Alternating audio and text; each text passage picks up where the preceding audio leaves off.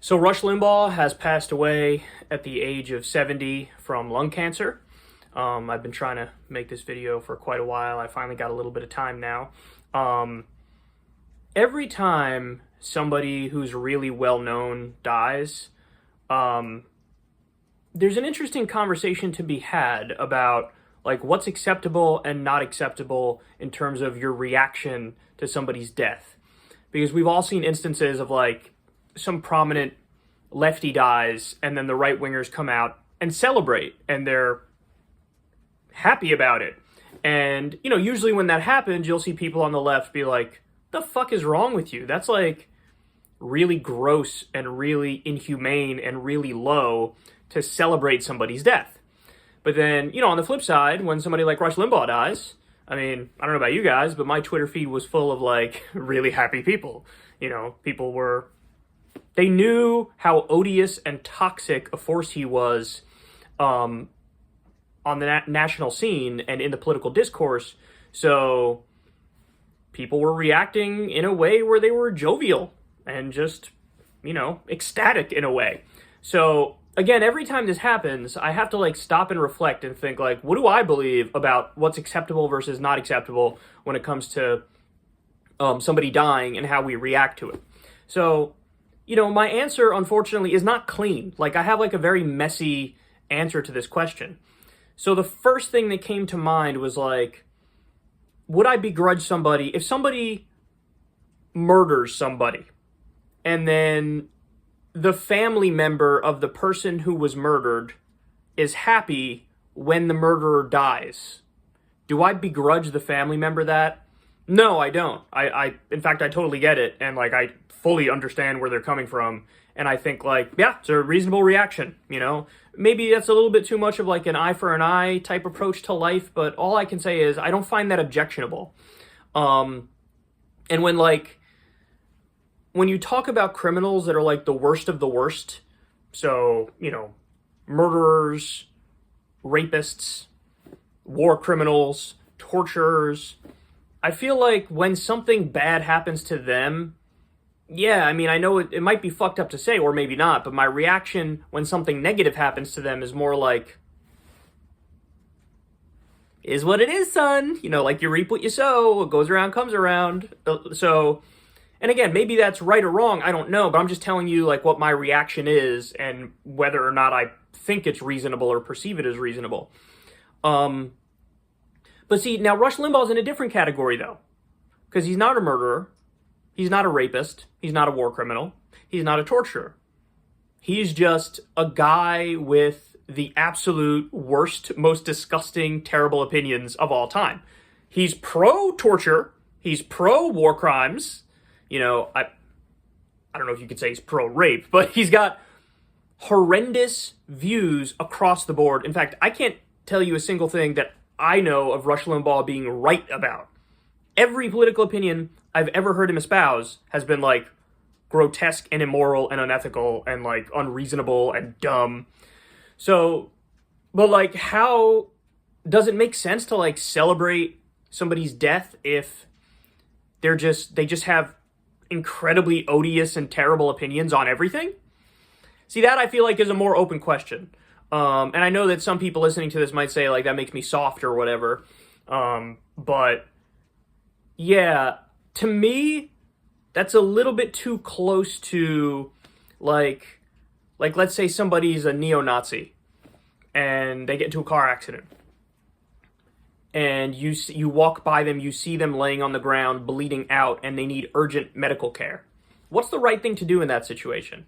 I mean, I think that's an open and shut case. I think the right thing to do is to call 911 and get them the medical care that they need.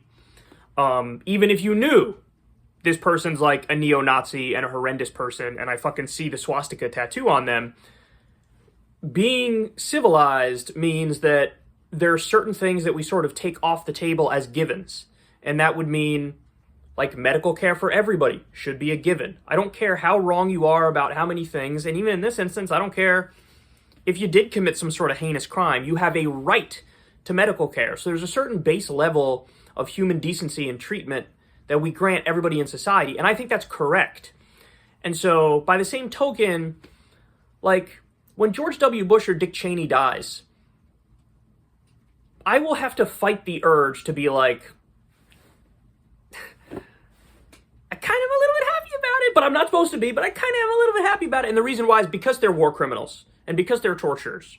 But like, one step removed from that is somebody who just has the odious opinions of supporting the war criminals and supporting the torturers, but didn't do war crimes, didn't torture themselves. And I look at that and I do think that's in a slightly different category. And so where I land on the Rush Limbaugh question is here. I have no reaction at all. You know what I mean? So like, I'm not happy that he died, but I'm definitely not sad that he died. I sort of view it as complete and utter indifference.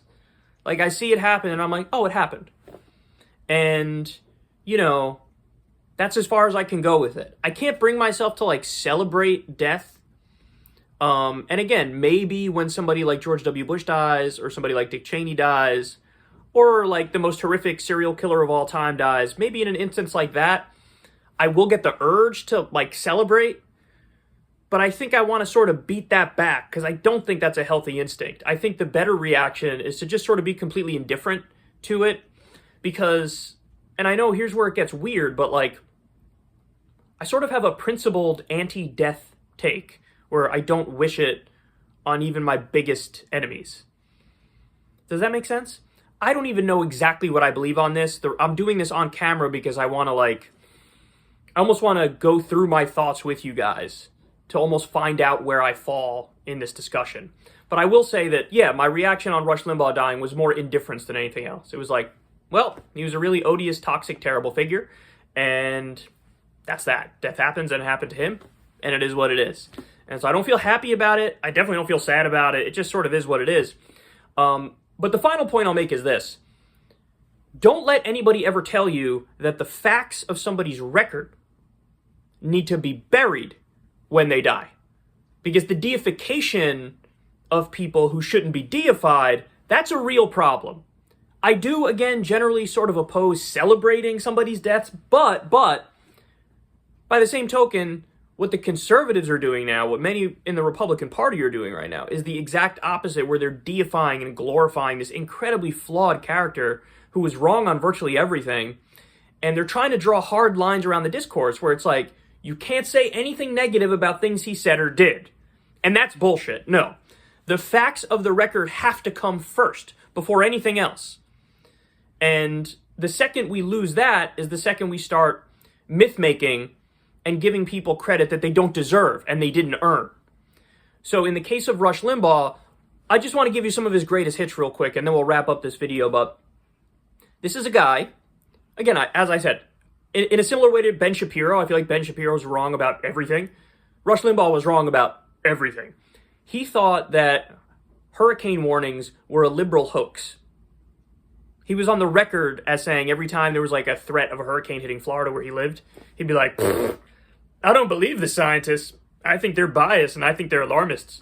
He thought climate change was fake. He mocked people who believed in evolution in the dumbest ways imaginable. I remember because I covered these clips. He said of the Big Bang, how do scientists know it's real? They never saw it.